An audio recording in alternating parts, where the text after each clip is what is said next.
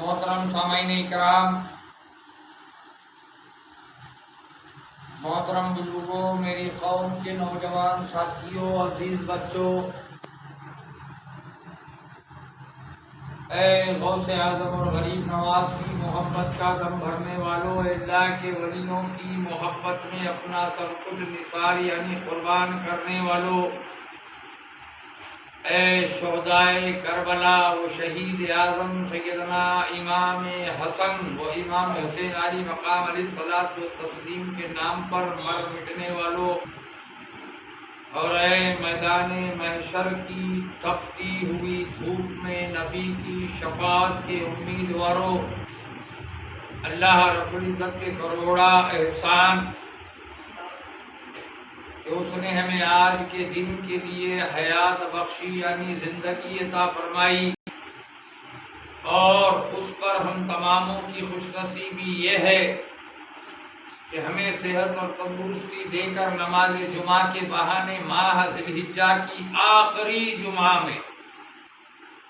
معمول کے مطابق ہوتا یہ ہے کہ 4 جمعہ ہوتے ہیں ہر مہینے میں، لیکن سال میں ایک مہینہ ایسا بھی آتا ہے جس میں 5 جمعہ ہوتے ہیں،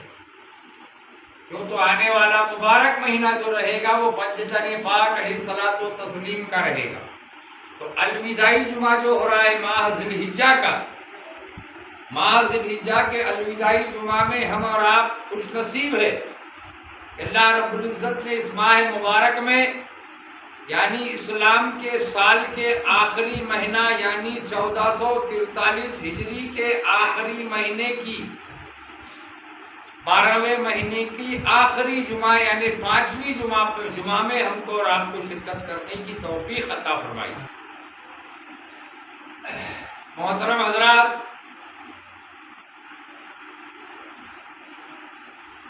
یہ بھی قربانی کا مہینہ،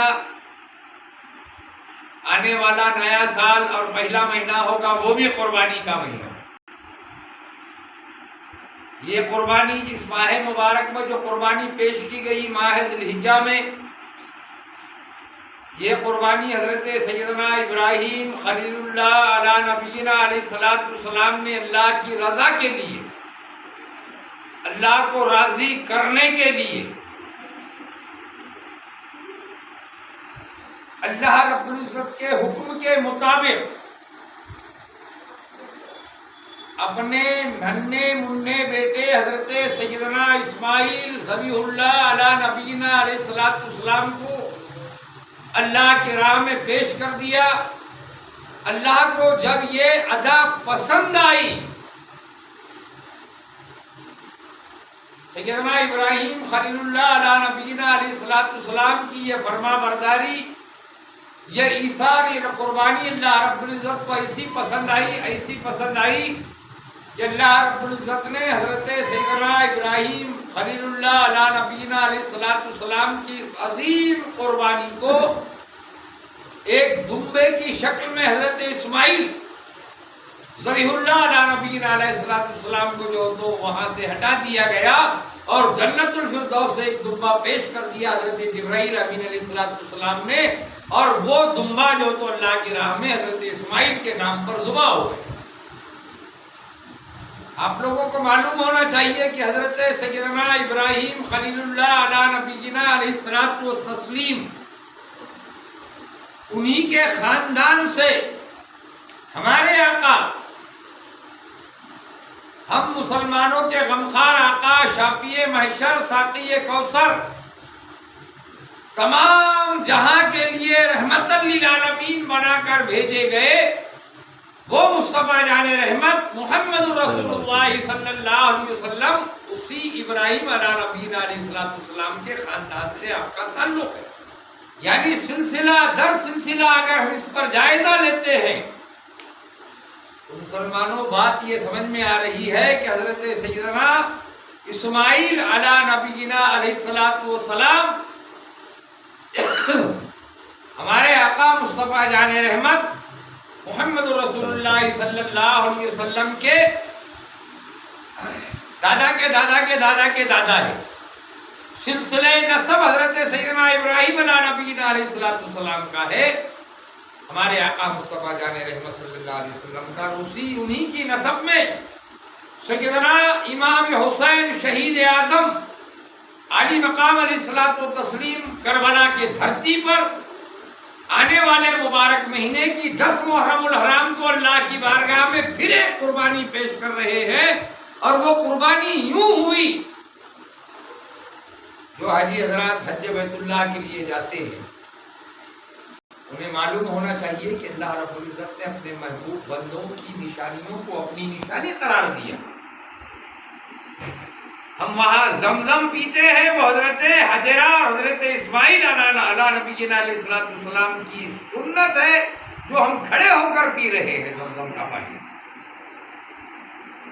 اور ہم نے دیکھا کہ صفا اور مروہ کے بیچ جو ہم دوڑ لگا رہے ہیں، ایک صفا پہاڑ ہے ایک مروہ پہاڑ ہے، ان دونوں کے بیچ میں ہم 7 چکر کاٹ رہے ہیں،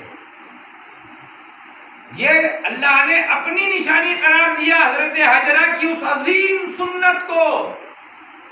اور رہی تھی دنیا تک امت مصطفیٰ محمد رسول اللہ صلی اللہ علیہ وسلم پر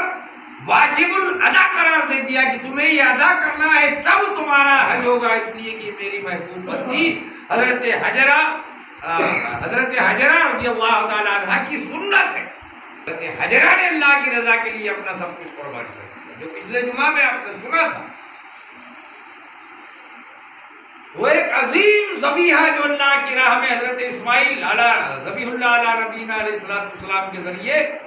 دمبے کی صورت میں جو تو اللہ کو ادا پسند آئی یہ پیش ہو گیا، تو اپنے دادا امجد حضرت سیدنا اسماعیل ذبیح اللہ علیہ نبینا علیہ السلام کی اس عظیم قربانی کی تکمیل پائے تکمیل کو پہنچانے کے لیے پوتے اور نبی کے نواسے سیدنا امام حسین شہید اعظم علی مقام علیہ الصلوۃ والتسلیم نے کربلا کے دھرتی پر خود کو پیش کر دی۔ زمزم کا جو پانی ہے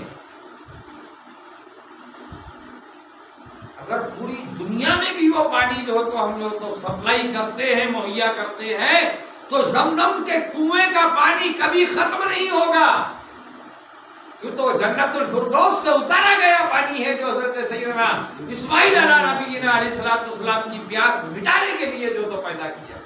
پیارے اسلامی بھائیوں، آپ کو معلوم ہونا چاہیے کہ زمزم آپ جس نیت سے پیو گے،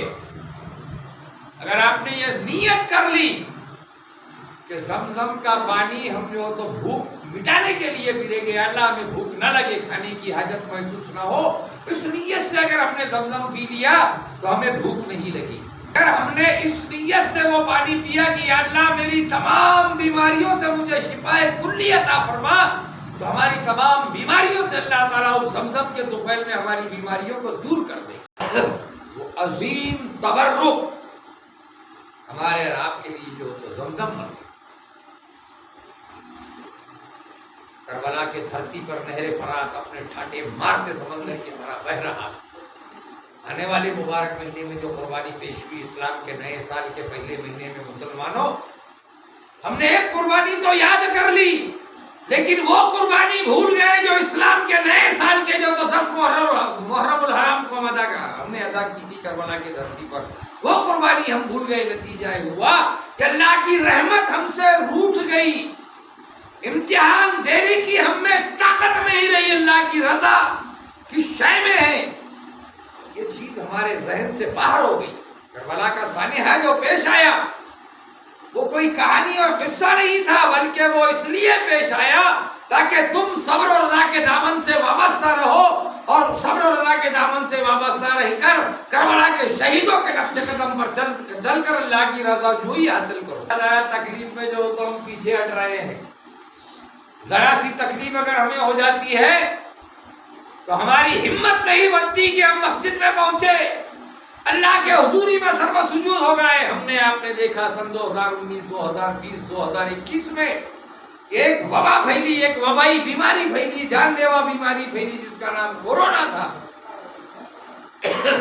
ہم کندھے کو کندھا ملا کے کھڑے رہنے کو بھی ہماری ہمت نہیں ہو رہی تھی کہ کہیں ایسا نہ ہو جائے کہ ہم مر جائیں۔